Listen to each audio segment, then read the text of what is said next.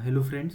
आज आपण सीड टेक्नॉलॉजीचा खूप इम्पॉर्टंट जो पोर्शन आहे तो आज आपण शिकणार आहोत. ठीक आहे. सीड प्रोडक्शनचे जे क्लासेस आहेत वेगवेगळे, आज आपण त्याच्याबद्दल शिकूया. आता हे क्लासेस का इम्पॉर्टंट आहे, एक गोष्ट लक्षात ठेवा की मोस्ट ऑफ द जे एक्झाम आहे, IBPS AFO असू द्या, IBPS AFO असू द्या, किंवा नाबार्ड असू द्या, किंवा नाबार्ड ग्रेड एची एक्झाम असू द्या, किंवा FCI असू द्या, किंवा नॅशनल सीड कॉर्पोरेशनची एक्झाम असू द्या, किंवा क्रिप्कोची एक्झाम असू द्या, MCRची एक्झाम असू द्या, अशा बऱ्याचशा एक्झाममध्ये या सीड प्रोडक्शनचे जे क्लासेस आहेत याच्यावर क्वेश्चन विचारले जातात. आता हा जो सीड प्रोडक्शनचे जे क्लासेस आहे, हा ॲक्च्युली सीड प्रोडक्शनमधला किंवा सीड टेक्नॉलॉजीमधला सगळ्यात इम्पॉर्टंट टॉपिक जर म्हटला तर हा सीड प्रोडक्शनचे क्लासेस आहेत. ठीक आहे. तर आज आपण शिकूयात सीड प्रोडक्शनचे क्लासेस काय. मग एक सिम्पल गोष्ट लक्षात ठेवा की आता काय आहे ना, की सपोज एखादा व्यक्ती जर डॉक्टर बनत असला, एखाद्या व्यक्तीला डॉक्टर असेल, ठीक आहे, त्याला जर पेशंटला ट्रीट जर करायचं असेल, ट्रीट करायचं असेल, ठीक आहे, तर एक सिम्पल गोष्ट आहे, त्यावेळेस त्याला जर डॉक्टर ही पदवी जर त्याला भेटायची असेल तर त्याला काही स्टेजमधून त्याला तिथपर्यंत जावं लागतं. ठीक आहे. त्याला काय करावं लागेल, त्याला MBBS बनावं लागेल, किंवा त्याला MD बनावं लागेल, त्याला 11वी 12वी पास करावं लागेल, त्याला नीटची एक्झाम पास करावी लागेल, नंतर तो डॉक्टर बनेल. आणि नंतर तो काय बनणार आहे, नंतर तो काय करेल, त्या पेशंटला ट्रीट करू शकणार आहे. बरोबर. त्याचप्रमाणे एखादं सीड, एक गोष्ट लक्षात ठेवा, ठीक आहे, मी तुम्हाला सांगितलं की ज्याप्रमाणे एखादं सीड जे आहे ते एका प्लांट ब्रीडरनं जर बनवलं असेल, एखादी व्हेरायटी जर एखाद्या प्लांट ब्रीडर किंवा एखाद्या सायंटिस्टनं जर ती डेव्हलप केलेली असेल, ठीक आहे, प्लांट ब्रीडर कोण असतो, हा एक सायंटिस्टच असतो. त्यानं जर एखादी व्हेरायटी डेव्हलप केलेली असेल, ठीक आहे, आणि ती व्हेरायटी जर एखादा फार्मरला जर ग्रो करायची असेल, ती व्हेरायटी जर ग्रो करायची असेल, तर ही व्हेरायटी ज्या ब्रीडर किंवा एखाद्या सायंटिस्टनं डेव्हलप केलेली व्हेरायटी आहे, ती फार्मरपर्यंत जर पोहोचवायची असेल तर त्याला काही स्टेजेस थ्रू त्याला जावं लागतं. ठीक आहे. त्याला काही स्टेजेस थ्रू जनरली जावं लागतं, आणि त्या स्टेजेस थ्रू गेल्यानंतर तो फार्मर जो आहे ती व्हेरायटी तो ग्रो करू शकतो. मग आता या स्टेजेस कसं आहे, एक गोष्ट लक्षात ठेवा, एखाद्या व्यक्तीला जर डॉक्टरचं रिकग्नायझेशन, ठीक आहे, म्हणजे डॉक्टर ही पदवी जर त्याला मिळवायची असेल तर त्याला पण काही स्टेजेसमधनं जावं लागणार आहे. बरोबर. मग कोणकोणत्या स्टेजेस येतात, त्याला 10वी पास करावं लागेल, 11वी पास करावं लागेल, 12वी पास करावं लागेल, नंतर त्याला MBBS पास करावं लागेल, नंतर त्याला MD पास करावं लागेल, आणि नंतर तो डॉक्टर त्याला रिकग्नायझेशन भेटेल. बरोबर. त्याचप्रमाणे फार्मर्स हे नेहमी एक सर्टिफाईड व्हेरायटी लावत असतात, किंवा सर्टिफाईड जे सीड्स आहे ते नेहमी ते ग्रो करतात. ठीक आहे. सर्टिफाईड सीड जे आहे ते फार्मर्स जनरली ग्रो करतात. ठीक आहे. पण एक सिम्पल गोष्ट आहे की एखाद्या ब्रीडरने किंवा एखाद्या सायंटिस्टने एक व्हेरायटी लावली आणि ती व्हेरायटी जर फार्मरपर्यंत पोहोचवायची असेल तर त्याला काही स्टेजेस थ्रू जावं लागतं. ठीक आहे. तर त्या स्टेजेस कशा असणार आहे आपण ते बघूयात. ठीक आहे. हा खूप इम्पॉर्टंट टॉपिक आहे, हे आपल्याला शिकणं खूप गरजेचं आहे. ठीक आहे. तेवढं लक्षात ठेवा.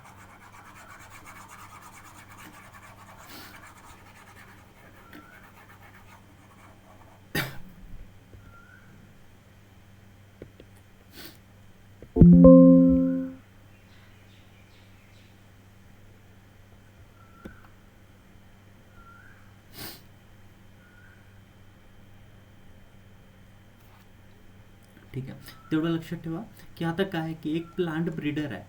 ठीक आहे. एक प्लांट ब्रीडर आहे. प्लांट ब्रीडरलाच आपण एक सायंटिस्ट पण असं म्हणतो. ठीक आहे. प्लांट ब्रीडर आहे, एक सायंटिस्ट आहे, त्याने एक व्हेरायटी बनवली आहे. त्या व्हेरायटीचं नाव आहे, असं समजा की फुले दुर्वा, किंवा फुले संगम. ठीक आहे. अशी कोणती पण एक्स नावाची त्याने एक व्हेरायटी बनवली आहे. आता ही व्हेरायटी जी आहे, या व्हेरायटीला सगळ्यात पहिले कोण लावणार आहे, या व्हेरायटी ही जी आहे ही सगळ्यात अगोदर न्यूक्लियस सीड म्हणून आपण बघा, एक सिम्पल गोष्ट आहे. आता या सायंटिस्टनं ही व्हेरायटी बनवली फुले संगम नावाची, पण ही व्हेरायटी तो डायरेक्ट शेतकऱ्याला देऊ शकत नाही. ठीक आहे. ग्रो करण्यासाठी तर त्याला या व्हेरायटीचे जे सीड्स आहे हे काही स्टेजेस थ्रू त्याला पास करावे लागणार आहे. तर त्याला ते सीड्स जे आहे ते ॲज अ न्यूक्लियस सीड म्हणून त्याला अगोदर ग्रो करावे लागणार आहे. बरोबर. या न्यूक्लियस सीडपासून जे सीड भेटणार आहे, ठीक आहे, ते त्याला ॲज अ ब्रीडर सीड म्हणून त्याला ग्रो करावं लागणार आहे. ठीक आहे. नंतर या ब्रीडर सीडमधून जे सीड त्याला भेटणार आहे ते ॲज अ फाउंडेशन सीड म्हणून त्याला ग्रो करावं लागणार आहे. या फाउंडेशन सीडमध्ये जे सीड त्याला भेटणार आहे त्याला ॲज अ सर्टिफाईड सीड म्हणून त्याला ते ग्रो करावं लागणार आहे. ठीक आहे. ॲज अ सर्टिफाईड सीड म्हणून ते ग्रो करावं लागणार आहे. या सर्टिफाईड सीडमधनं जे सीड भेटणार आहे ते सीड जे आहे हा फार्मर्स ते सीड युटिलाइज करू शकतात.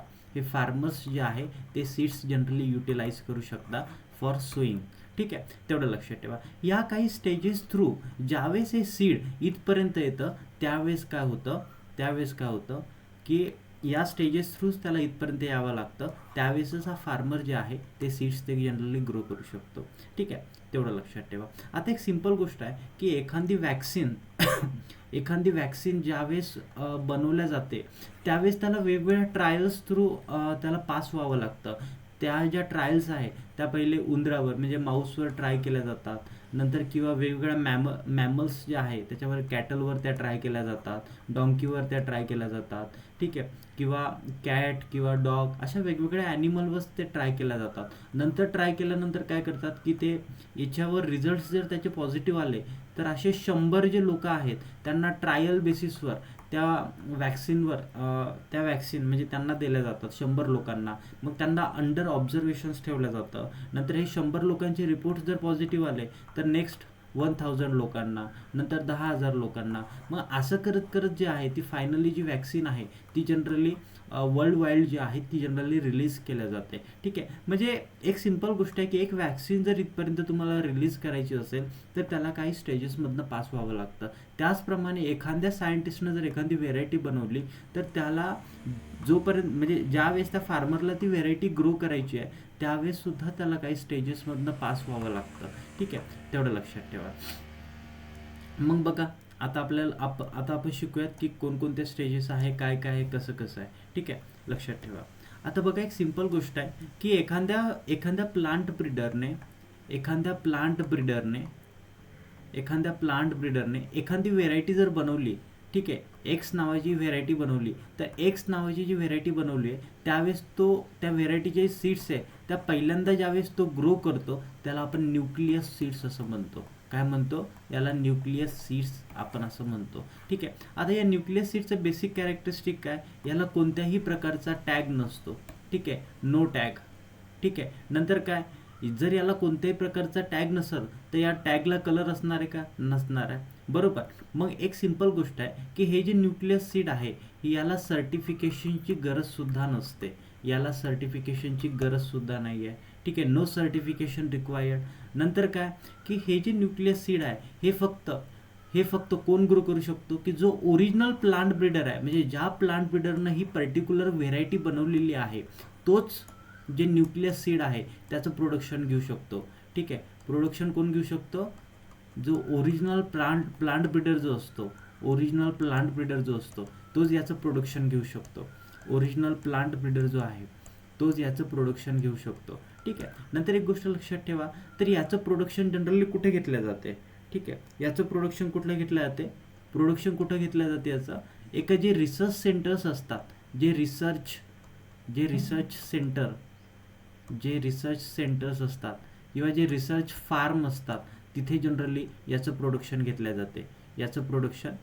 जाते. तर आता रिसर्च सेंटर कोणतं आहे? आता बघा, जबलपूरला एक सोयाबीनचं रिसर्च स्टेशन आहे किंवा रिसर्च सेंटर आहे. तिथं काय केलं जातं की सोयाबीनच्या व्हेरायटी ज्या आहेत त्या जनरली डेव्हलप केल्या जात्या. आता तुम्ही जर बघितलं हिसार हरियाणाला जर तुम्ही गेला तर तिथे तुम्हाला व्हीटचं एक रिसर्च सेंटर तुम्हाला भेटेल.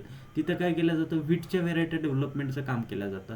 तर हे जे न्यूक्लियस सीड आहे हे जनरली प्लांट ब्रीडर स्वतः तो फक्त ग्रो करू शकतो. त्याचं प्रोडक्शन फक्त ओरिजिनल प्लांट ब्रीडरच घेऊ शकतो. याला कोणत्याही प्रकारच्या टॅगची गरज नसते, याला सर्टिफिकेशनची कोणत्याही प्रकारची गरज नसते आणि याचं जे प्रोडक्शन आहे ते कोणत्या तरी रिसर्च सेंटरला किंवा रिसर्च फार्मवर याचं प्रोडक्शन घेतलं जातं.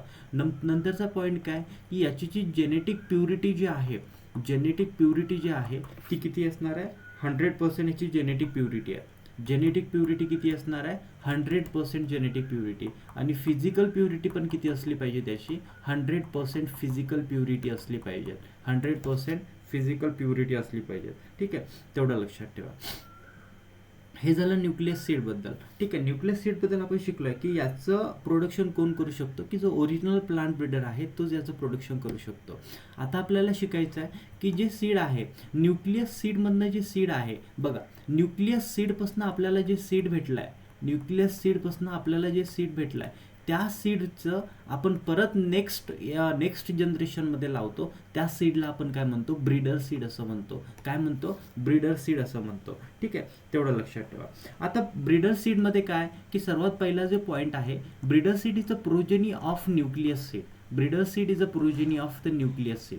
ठीक आहे, म्हणजे काय की ब्रीडर सीड जे आहे ते आपल्याला कोणापासून भेटलाय, आपल्याला न्यूक्लियस सीडपासून भेटलाय. प्रोजेनी म्हणजे काय, ही कोणाचं म्हणजे कोणाचं आउटपुट आहे, तर हे आपल्याला न्यूक्लियस सीडचं आउटपुट आहे. तेवढं लक्षात ठेवा. ठीक आहे, नंतर बघा दुसरी गोष्ट काय की याच्यामध्ये जी फिजिकल प्युरिटी आहे आणि जेनेटिक प्युरिटी आहे ती किती असते. याच्यामध्ये जी फिजिकल प्युरिटी आहे, याच्यामध्ये जी फिजिकल प्युरिटी आहे किंवा याच्यामध्ये जी जेनेटिक प्युरिटी जी आहे, जेनेटिक प्युरिटी जी आहे ती किती असते. याच्यामध्ये फिजिकल प्युरिटी आणि जेनेटिक प्युरिटी किती असली पाहिजेत, 100% असली पाहिजेत. ठीक आहे, तेवढं लक्षात ठेवा. आता या ब्रीडर सीडचं जे प्रोडक्शन आहे ते कोण करू शकतं, ब्रीडर सीडचं प्रोडक्शन कोण करू शकतं, की जो ओरिजिनल प्लांट ब्रीडर आहे, जो ओरिजिनल प्लांट ब्रीडर आहे तो करू शकतो. ठीक आहे, जो ओरिजिनल प्लांट ब्रीडर आहे तो करू शकतो, किंवा जो स्पॉन्सर्ड प्लांट ब्रीडर आहे, किंवा जो स्पॉन्सर्ड प्लांट ब्रीडर आहे, जो स्पॉन्सर प्लांट ब्रीडर आहे तो करू शकतो. ठीक आहे, तेवढं लक्षात ठेवा. मग याचं प्रोडक्शन कुठे कुठे केलं जाते, की जे रिसर्च फार्म असतात किंवा ज्या रिसर्च इन्स्टिट्यूट असतात किंवा ज्या ॲग्रिकल्चर युनिव्हर्सिटीज असतात जनरली त्याचं प्रोडक्शन तिथे केलं जातं. ठीक आहे, प्रोडक्शन प्लेस कुठे केलं जातं, रिसर्च फार्म, रिसर्च सेंटर पण आपण याला म्हणतो. नंतर काय, ॲग्रिकल्चर, स्टेट ॲग्रिकल्चर युनिव्हर्सिटीज. ठीक आहे, KVKला पण याचं प्रोडक्शन केलं जातं. ठीक आहे, म्हणजे अशा बऱ्याच ठिकाणी याचं प्रोडक्शन केलं जातं. ठीक आहे, तेवढं लक्षात ठेवा. आता एक सिंपल गोष्ट आहे की याचं प्रोडक्शन जे आहे ते ओरिजिनल प्लांट ब्रीडर किंवा स्पॉन्सर्ड प्लांट ब्रीडरच याचं प्रोडक्शन करू शकता. ओरिजिनल प्लांट ब्रीडर म्हणजे काय असतं, एक सिंपल गोष्ट मी तुम्हाला सांगितली की एखादी व्हेरायटी जी आहे ती या प्लांट ब्रीडरनं ती बनवली आणि त्या प्लांट ब्रीडरनं बनवल्यानंतर तो जो पहिल्या जनरेशनमध्ये जे सीड्स लावतो त्याला आपण न्यूक्लियस सीड असं म्हणतो. ठीक आहे, पण हा ओरिजिनल प्लांट ब्रीडर आहे, म्हणजे ॲक्च्युली यानं ही व्हेरायटी बनवलेली आहे. ठीक आहे, मग तो व्हेरायटी जर तो कंटिन्यू जर करत असेल सबसिक्वेंट जनरेशनमध्ये तर जो आहे तो कोण आहे, ओरिजिनल प्लांट ब्रीडर. पण जनरली होतं काय की या प्लांट ब्रीडरनं ती व्हेरायटी बनवली, पण ती व्हेरायटी काय केली, त्याने दुसऱ्या प्लांट ब्रीडरला दिली, त्याने ती स्वतः नेक्स्ट जनरेशनला लावली नाही. मग त्याला आपण काय म्हणतो की त्याला आपण स्पॉन्सर्ड प्लांट ब्रीडर. म्हणजे काय की सपोज राम नावाचा एक प्लांट ब्रीडर आहे, यानं काय केलंय की ती व्हेरायटी बनवली आणि न्यूक्लियस सीडमधून त्याने ती व्हेरायटी लावली. ठीक आहे, एक गोष्ट लक्षात ठेवा की आपण न्यूक्लियस सीडमध्ये स्पॉन्सर्ड प्लांट ब्रीडर येत नाही, न्यूक्लियस सीडमध्ये ओरिजिनल प्लांट ब्रीडर येतो. पण न्यूक्लियस सीडमधून जे सीड्स त्याने भेटले तर ते सीड्स जो आहे तो दुसऱ्या प्लांट ब्रीडर, म्हणजे दुसरा जो प्लांट ब्रीडर आहे त्याचं नाव आहे श्याम, तर त्या प्लांट ब्रीडरला तो ती व्हेरायटी देऊ शकतो आणि त्याला तो म्हणू शकतो की तू जे सीड आहे ते ब्रीडर सीड म्हणून ते तू लावू शकतो. ठीक आहे, म्हणजे काय की दुसरा जो प्लांट ब्रीडर आहे त्याला आपण काय म्हणतो, स्पॉन्सर्ड प्लांट ब्रीडर असं म्हणतो. ठीक आहे, आता बघा progeny of nucleus seed, breeder seed काय की हे न्यूक्लियस सीडची प्रोजेनी आहे. दुसरी गोष्ट काय की ज्यामध्ये फिजिकल प्युरिटी, जेनेटिक प्युरिटी 100% आहे. याचं प्रोडक्शन ओरिजिनल प्लांट ब्रीडर किंवा स्पॉन्सर्ड प्लांट ब्रीडर घेऊ शकतो. याचं प्रोडक्शन जे आहे ते रिसर्च सेंटर किंवा स्टेट ॲग्रिकल्चर युनिव्हर्सिटी किंवा KVK. ठीक आहे, आता एक सिंपल गोष्ट आहे की याला माहिती आहे का की हे असे टॅग याच्यावर असतात. ठीक आहे, टॅग. ठीक आहे, म्हणजे काय असतं की ब्रीडर सीड ज्यावेळेस आपण हार्वेस्ट एखाद्या बॅगमध्ये त्याला आपण करून ठेवतो आणि त्या बॅगला टॅग लावलेलं असतं. हे जे टॅग आहे ना की तुम्हाला ओळखण्यासाठी की हे ब्रीडर सीडच आहे का कोणतं सीड आहे, तर अशा कंडिशनमध्ये अशा प्रकारचे टॅग लावलेले असतात. तर त्या टॅगचा कलर असतो, तर त्या टॅगचा कलर कोणता आहे, गोल्डन येलो कलर. कोणता असतो, गोल्डन येलो कलर जो आहे तो या टॅगचा कलर असतो. मग या टॅगची साईज किती असते, 12x6 सेंटीमीटर. बघा, length into breadth 12x6 centimetre, म्हणजे 12 सेंटीमीटर त्याची लेंथ असली पाहिजे, 6 सेंटीमीटर त्याची विड्थ असली पाहिजे. ठीक आहे, तेवढं लक्षात ठेवा. ठीक आहे, चालतं. आता एक सिंपल गोष्ट लक्षात ठेवा की याचा टॅग कलर हे इम्पॉर्टंट आहे, टॅग साईज जी आहे ती पण याची खूप इम्पॉर्टंट आहे. आता एक गोष्ट लक्षात ठेवा, तर हे टॅग कलर कसं लक्षात ठेवायचं की जे ब्रीडर लोक असतात, ब्रीडर म्हणजे काय की जे सायंटिस्ट लोक असतात त्यांना ते खूप हुशार असतात आणि त्यांना काय भेटते, गोल्ड मेडल भेटते. ते कोणत्या कलरचं असते, गोल्डन कलरचं असते. तेवढं लक्षात ठेवा. मग ब्रीडर सीड जे आहे ते कोणत्या कलरचं असतं, टॅग ते आहे गोल्डन कलरचं. ठीक आहे, तेवढं लक्षात ठेवा. आता एक गोष्ट लक्षात ठेवा, एक मिनिट.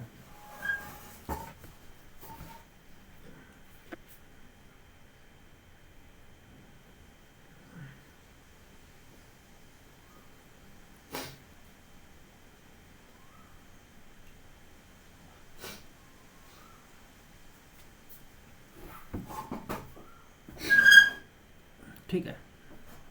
आपण ब्रीडर सीड आता शिकलोय. ठीक आहे. आता एक सिंपल गोष्ट आहे की ब्रीडर सीडमधनं आपल्याला जे सीड भेटतात, ब्रीडर सीडपासून आपल्याला जे भेटतात, आपण ते नेक्स्ट जनरेशनमध्ये ॲज अ फाउंडेशन सीड म्हणून लावू शकतो. म्हणून फाउंडेशन सीड जे आहे, it is a progeny of the breeder seed. It is a progeny of the breeder seed. It is a progeny of breeder seed. तेवढं लक्षात ठेवा. आता फाउंडेशन सीड जे आहे ते, आता जे फाउंडेशन सीड जे आहे, ठीक आहे, हे मी तुम्हाला सांगितलं आहे की AFO 2021 क्वेश्चन विचारलेला आहे की ब्रीडर सीडची प्रोजेनी काय, तर ते फाउंडेशन सीड जे आहे ते काय, ब्रीडर सीडची प्रोजेनी आहे. ठीक आहे, तेवढं लक्षात ठेवा. नंतर एक गोष्ट लक्षात ठेवा, याला आपण मदर सीड पण म्हणतो. फाउंडेशन सीड जे आहे ना, त्याला आपण जनरली मदर सीड पण म्हणतो. काय म्हणतो याला, मदर सीड पण याला आपण म्हणतो. कारण की मदर सीड का म्हणतो, कारण की जर तुम्हाला रजिस्टर्ड सीड जर बनवायचं असेल, किंवा सर्टिफाईड जर सीड जर तुम्हाला बनवायचं असेल, तर याच्यासाठी कोणतं सीड लागतं, फाउंडेशन सीड. म्हणून फाउंडेशन सीडला आपण काय म्हणतो, याला आपण मदर सीड पण म्हणतो. ठीक आहे, तेवढं लक्षात ठेवा. तर आता हे जे फाउंडेशन सीड जे आहे, याच्यामध्ये जर तुम्ही जेनेटिक प्युरिटी जर बघितली, तर याच्यामध्ये जेनेटिक प्युरिटी जी आहे ती 99.9% याच्यामध्ये जेनेटिक प्युरिटी असणं गरजेचं आहे. दुसरी गोष्ट काय की याच्यामध्ये जी फिजिकल प्युरिटी आहे, जी आहे ती नियरली अबाउट किती असणं गरजेचं आहे, 98% याच्यामध्ये फिजिकल प्युरिटी असणं गरजेचं आहे. ठीक आहे. मग आता एक सिंपल गोष्ट आहे की या फाउंडेशन सीडचं प्रोडक्शन कोण घेतं, की जे नॅशनल सीड कॉर्पोरेशन आहे किंवा स्टेट सीड कॉर्पोरेशन जे आहे ते याचं प्रोडक्शन घेऊ शकता. ठीक आहे, तेवढं लक्षात ठेवा. नंतरची गोष्ट काय की याचा जो टॅग आहे, हा कोणत्या कलरचा टॅग आहे, हा कोणत्या कलरचा टॅग आहे, हा व्हाईट कलरचा टॅग आहे. आणि या टॅगची लेंथ किती आहे, साईज काय, 15x7.5 सेंटीमीटर. हे या टॅगची साईज आहे. ठीक आहे, तेवढं लक्षात ठेवा. नंतर बघा, आता आपल्याला बघायचं आहे रजिस्टर्ड सीड. आता एक गोष्ट लक्षात ठेवा, रजिस्टर्ड सीडबद्दल एवढंच इम्पॉर्टंट आहे की रजिस्टर्ड सीडचा जो टॅग कलर आहे, तो कोणता कलर आहे, पर्पल कलरचा टॅग असतो. आणि दुसरी गोष्ट काय की रजिस्टर्ड सीडचा जो टॅग आहे तो पर्पल कलरचा आहे, तर त्याची साईज किती असते, 15x7.5 सेंटीमीटर. हे रजिस्टर्ड सीड. आता एक सिंपल गोष्ट आहे की आपल्या इंडियामध्ये रजिस्टर्ड सीड जे आहे ते जनरली घेतल्या जात नाही. म्हणजे फाउंडेशन सीड नंतर डायरेक्ट सर्टिफाईड सीड आहे. आपल्या इंडियामधली ही सिस्टीम आहे की, ठीक आहे, आपल्या इंडियामध्ये 3 जनरेशन सिस्टीम आहे, पण बाहेरचे जे देश आहे त्याच्यामध्ये 4 जनरेशन सिस्टीम असते, त्याच्यामध्ये रजिस्टर्ड सीड पण येतं. पण आपल्या इंडियामध्ये रजिस्टर्ड सीड जे आहे ते ग्रो केल्या जात नाही. म्हणजे आपल्या इंडियामध्ये फाउंडेशन सीड नंतर डायरेक्ट जे सीड येतं ते असतं सर्टिफाईड सीड. पण तुम्ही जर सिक्वेन्स बघितला तर सिक्वेन्समध्ये काय येतं, न्यूक्लियस सीड अगोदर येतं, नंतर ब्रीडर सीड नंतर येतं, नंतर फाउंडेशन सीड येतं, नंतर फाउंडेशन सीड नंतर रजिस्टर्ड सीड येतं, रजिस्टर्ड सीड नंतर येतं सर्टिफाईड सीड. पण आपल्या इंडियामध्ये जे सीड बनतं ते रजिस्टर्ड सीड बनत नाही. तर आपल्या इंडियामध्ये जी सिस्टीम आहे ती 3 जनरेशन सिस्टीम आहे, 1, 2, 3. बघा, ही एक जनरेशन आहे, ही दुसरी जनरेशन आहे आणि ही तिसरी जनरेशन आहे. म्हणून आपल्या इंडियामध्ये जी सिस्टीम आहे ती 3 जनरेशन सिस्टीम आहे. तेवढं लक्षात ठेवा. तर रजिस्टर्ड सीड जे आहे याच्यामध्ये जो टॅग आहे तो पर्पल कलरचा टॅग कलर असतो आणि 15x7.5 सेंटीमीटर जे आहे त्या टॅगची साईज आहे. ठीक आहे, तेवढं लक्षात ठेवा. आता आपल्याला बघायचं आहे सर्टिफाईड सीड. आता सर्टिफाईड सीड जे आहे ना, ही सर्टिफाईड सीड जे आहे तर ही it is a progeny of the foundation seed. It is a progeny of registered seed किंवा फाउंडेशन सीड असं पण तुम्ही म्हणू शकता. It is a progeny of foundation seed, किंवा it is a progeny of the registered seed. काय, certified seed is a progeny of the foundation seed as a registered seed. ठीक आहे, तेवढं लक्षात ठेवा. नंतर आता याच्यामध्ये काय असतं की हे जे सर्टिफाईड सीड आहे याच्यामध्ये जी जेनेटिक प्युरिटी जी आहे ते 99.99% असणं गरजेचं आहे. ठीक आहे, तेवढं लक्षात ठेवा. नंतर याचा टॅगचा जर तुम्ही कलर बघितला तर अझर ब्ल्यू कलरचा याचा टॅग असतो. कोणता टॅग असतो, अझर ब्ल्यू कलरचा याचा टॅग असतो. ठीक आहे, तेवढं लक्षात ठेवा. नंतर काय असतं की हे जे सर्टिफाईड सीड जे आहे याची हे जे टॅग आहे तर याची साईज पण बघा तुम्ही, 15x7.5 सेंटीमीटर. ठीक आहे, याची साईज जनरली असते. ठीक आहे, हे जे सर्टिफाईड सीड आहे हे आपण फार्मर्सला काय करतो, डिस्ट्रीब्यूट करायचं काम करतो. ठीक आहे, distribute to the farmer, distribute to the farmer. ठीक आहे, तेवढं लक्षात ठेवा. तर सर्टिफाईड सीड जे आहे it is a progeny of the foundation seed, registered seed. Genetic purity याच्यामध्ये 99% आहे. फिजिकल प्युरिटी याच्यामध्ये 98% आहे. किती पर्सेंट आहे? 98% आहे. याचा टॅगचा कलर जो आहे तो अझर ब्ल्यू टॅगचा कलर आहे. आणि जर टॅगची साईज जर तुम्ही बघितली तर 15 बाय 7.5 सेंटीमीटर टॅगची साईज पाहिजे त्याच्यामध्ये. ठीक आहे, तेवढं लक्षात ठेवा. असं कोणतं सीड आहे जे फार्मरला आपण डिस्ट्रीब्यूट करतो, तर ते सर्टिफाईड सीड आहे. ठीक आहे, तेवढं लक्षात ठेवा.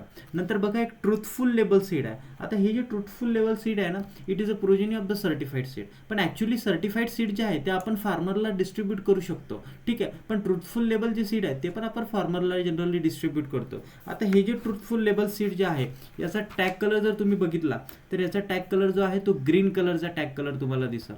कसा दिसेल? ग्रीन कलरचा तुम्हाला टॅग कलर दिसेल. आणि दुसरी गोष्ट काय की याची जी टॅग साईज जी आहे ती जनरली 15 बाय 10 सेंटीमीटर याची टॅग साईज आहे. ठीक आहे, तेवढंच लक्षात ठेवा. ठीक आहे, आता आयसोलेशन डिस्टन्स म्हणजे काय असतं? आता आयसोलेशन डिस्टन्स म्हणजे काय असतं एक गोष्ट लक्षात ठेवा. ठीक आहे, आता आयसोलेशन डिस्टन्स का बरं एवढं इम्पॉर्टंट आहे फाउंडेशन सीड, सर्टिफाईड सीडसाठी?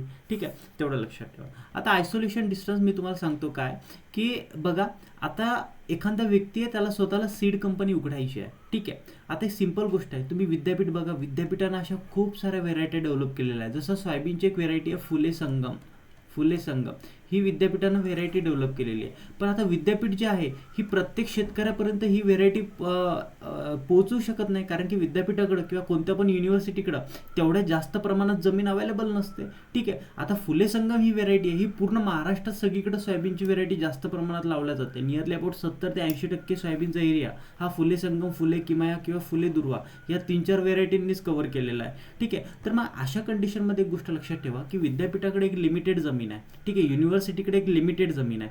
तर अशा कंडिशनमध्ये होतं काय की विद्यापीठ काय करतं की युनिव्हर्सिटी काय करते की फाउंडेशन सीड जे आहे त्याचं प्रोडक्शन करते. कशाचं प्रोडक्शन करते?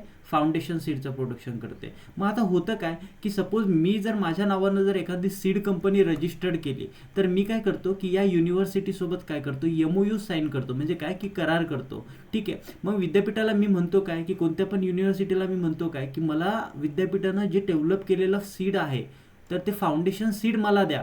ते फाउंडेशन सीड माझ्या कंपनीला दिल्यानंतर मी त्या सीडला सर्टिफाईड बनवून, ठीक आहे, त्या सीडला सर्टिफाईड बनवून ते सीड जे आहे ते काय करतो, फार्मर्सला डिस्ट्रीब्यूट करायचं काम करतो. अशा प्रकारे हे डिस्ट्रीब्यूट केलं जाते. तर एक गोष्ट लक्षात ठेवा की मग ज्यावेळेस फाउंडेशन सीड ज्यावेळेस त्या पर्टिक्युलर कंपनीला दिल्या जातं, मग त्या कंपनीला एक नॉर्म्स आहे, ICARचे काही नॉर्म्स आहेत, ते नॉर्म्स त्याला फॉलो करावं लागतात, ते रूल्स त्याला फॉलो करावं लागतात. मग एक सिंपल गोष्ट आहे की आता सिंपल गोष्ट आहे की पॅडी किंवा ओट बार्ले हे एखाद्या युनिव्हर्सिटीनं फाउंडेशन सीड एखाद्या पर्टिक्युलर कंपनीला दिलं आणि त्याचं प्रोडक्शन, त्याचं सर्टिफाईड प्रोडक्शन कोण करते? ती कंपनी करते. आता सिंपल गोष्ट आहे, एखाद्या कंपनीला फाउंडेशन सीड दिलं, फाउंडेशन सीडचं काय बनणार आहे? सर्टिफाईड सीड बनणार आहे. ती कंपनी काय लावणार आहे? हे सीड आता लावणार आहे जमिनीमध्ये. ठीक आहे, तर अशा कंडिशनमध्ये होतं काय की त्यांचं म्हणणं काय की पॅडी जर तुम्ही लावलं किंवा ओट जर तुम्ही लावलं तर 3 मीटरपर्यंत, म्हणजे या फील्डमध्ये तुम्ही काय लावलंय? पॅडी लावलाय, पण या फील्डपासून 3 मीटरच्या आजूबाजूला 3 मीटरपर्यंत कोणत्याही प्रकारचं पॅडीची फील्ड नको, किंवा पॅडीची फील्ड जरी असली पण ते दुसऱ्या व्हेरायटी त्या फील्डमध्ये लागलेले नको आहे. म्हणजे 3 मीटरपर्यंत. ठीक आहे, म्हणजे या फील्डमध्ये तुम्ही सर्टिफाईड सीडचं प्रोडक्शन करताय, पण या फील्डच्या आजूबाजूला 3 मीटरपर्यंत कोणत्याही प्रकारची त्या पॅडीची फील्ड नको. ठीक आहे, किंवा कोणत्याही प्रकारची फील्ड नको, किंवा कोणत्याही दुसऱ्या त्याच क्रॉपची पण दुसऱ्या व्हेरायटीची फील्ड नको. जेणेकरून होतं काय की पॉलिनेशनच्या वेळेस इकडचे पोलन जर चुकून इकडं आले, ठीक आहे, ते जरी सेल्फ पॉलिनेटेड प्लांट जर असलं, पण देर आर सम काही चान्सेस असतात, थोडेफार निग्लिजिबल चान्सेस असतात, तर इकडच्या दुसऱ्या व्हेरायटीचे पोलन जे आहे ते इकडे येऊ शकतात काही गोष्टींमुळे. तर या व्हेरायटीमध्ये कंटॅमिनेशन होऊ शकतं, व्हेरायटल कंटॅमिनेशन होऊ शकतं. तर अशा केसमध्ये जे आहे तर हे जे डिस्टन्स आहे, म्हणजे सर्टिफाईड सीड ज्यावेळेस तुम्ही प्रोडक्शन करता तर त्याच्यामध्ये 3 मीटरचं अंतर असलं पाहिजे. ठीक आहे, मग पॅडी, ओट, बार्ले याचे नॉर्म्स काय, किंवा फाउंडेशन सीड जर तुम्ही प्रोडक्शन केलं तर 3 मीटर असलं पाहिजे. सर्टिफाईड सीडमध्ये पण 3 मीटर असलं पाहिजे. ठीक आहे, व्हीट, सोयाबीन, ग्राउंडनटमध्ये बघा 3 मीटर आहे सर्टिफाईडमध्ये पण. ग्रीन ग्राममध्ये बघा याच्यामध्ये 10 मीटर आहे फाउंडेशनमध्ये, सर्टिफाईडमध्ये 5 आहे. ठीक आहे. नंतर इकडे बघा तुम्ही ब्लॅक ग्राममध्ये इकडे 10 आहे, इकडे 5 आहे, सोयाबीनमध्ये 3 आहे, ठीक आहे, ग्राउंडनटमध्ये 3 आहे, मस्टर्ड जे सेल्फ कॉम्पॅटिबल आहे त्याच्यामध्ये 200 आणि 50 आहे, ठीक आहे, तेवढं लक्षात ठेवा. आता टोमॅटो मध्ये बघा 50-25 आहे, इकडे 10-5 आहे पीजमध्ये, लेट्यूसमध्ये 50-25 आहे, इकडे 5 आणि 5 आहे पोटॅटोमध्ये, ठीक आहे, ब्रिंजलमध्ये 200-100 आहे, सनहेपमध्ये 200-100 आहे. आता मिलेट्समध्ये बघा सोरगम जी व्हेरायटी आहे त्याच्यामध्ये 200-100 आहे, सोरगम हायब्रिडमध्ये 300 ते 200 आहे, रेड ग्राममध्ये तुम्ही बघा 200 ते 100 तुम्ही इकडे बघू शकता, ठीक आहे. नंतर बीटरूटमध्ये बघा इकडे 1600 ते 800 आहे, रॅडिशमध्ये 1600-1000 आहे, कॉलीफ्लॉवरमध्ये 1600-1000 आहे, कॅबेजमध्ये 1600-1000 आहे, ओनियनमध्ये 1500 आहे, कॅरेटमध्ये 1800 आहे, अमॅरंथसमध्ये 400-200 आहे, कुकुरबिट्समध्ये 1500 आहे, स्पिनॅचमध्ये 1600 आणि 1000 आहे, ठीक आहे.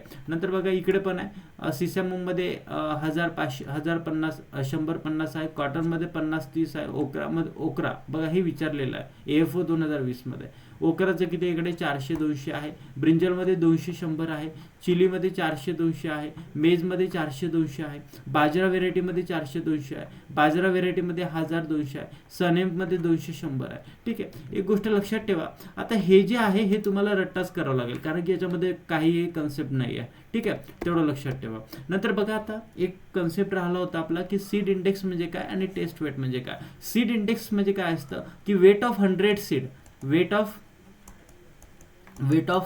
100 सीड त्याला आपण काय म्हणतो 100 सीड, त्याला आपण काय म्हणतो सीड इंडेक्स. म्हणजे काय की बा 100 सीडचं जर वजन किती येतं त्याला आपण काय म्हणतो सीड इंडेक्स. म्हणजे 100 सीडचं जे वेट आहे त्याला आपण काय म्हणतो सीड इंडेक्स. मग सीड इंडेक्स आपण कशाचा घेतो, ज्या सीडची साईज जर लार्ज असेल, लार्ज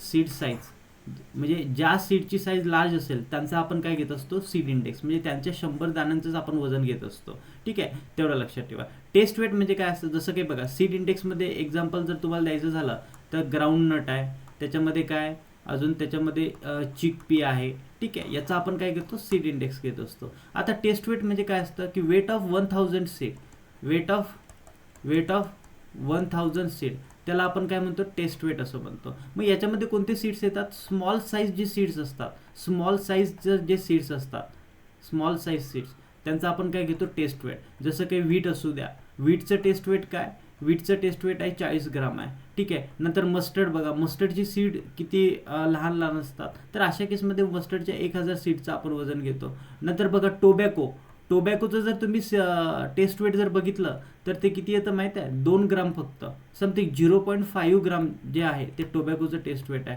सिसॅममचं जर तुम्ही बघितलं, सिसॅममचं टेस्ट वेट किती आहे, हे 2 ग्रामपर्यंत सिसॅममचं टेस्ट वेट आहे, ठीक आहे. तर अशा कंडिशनमध्ये लक्षात ठेवा की टेस्ट वेट आणि सीड इंडेक्स म्हणजे काय असतं, की सीड इंडेक्स म्हणजे काय की वेट ऑफ 100 सीड त्याला आपण सीड इंडेक्स म्हणतो. टेस्ट वेट म्हणजे काय की वेट ऑफ 1000 सीड त्याला आपण काय म्हणतो टेस्ट वेट असं म्हणतो, ठीक आहे. Thank you, have a good day. तुम्हाला काही जरी अडचण असली, काही जरी डाऊट असला तर तुम्ही मला या नंबरला मेसेज करून विचारू शकता. हा माझा व्हॉट्सअप नंबर आहे, ओके, ठीक आहे. आणि याला फक्त मेसेज करा, तुम्हाला लेट थोडासा रिप्लाय जरी भेटला तरी देईल तुम्हाला नक्की, ठीक आहे, चालते. काही जरी सीड टेक्नॉलॉजी रिलेटेड जर अडचण असली तर नक्की विचारा. आता आपले सीड टेक्नॉलॉजीचे थोडेच लेक्चर आलेले आहेत, ते आपण हळूहळू कव्हर करूयात, ओके, ठीक आहे. चलो bye, have a good day, thank you.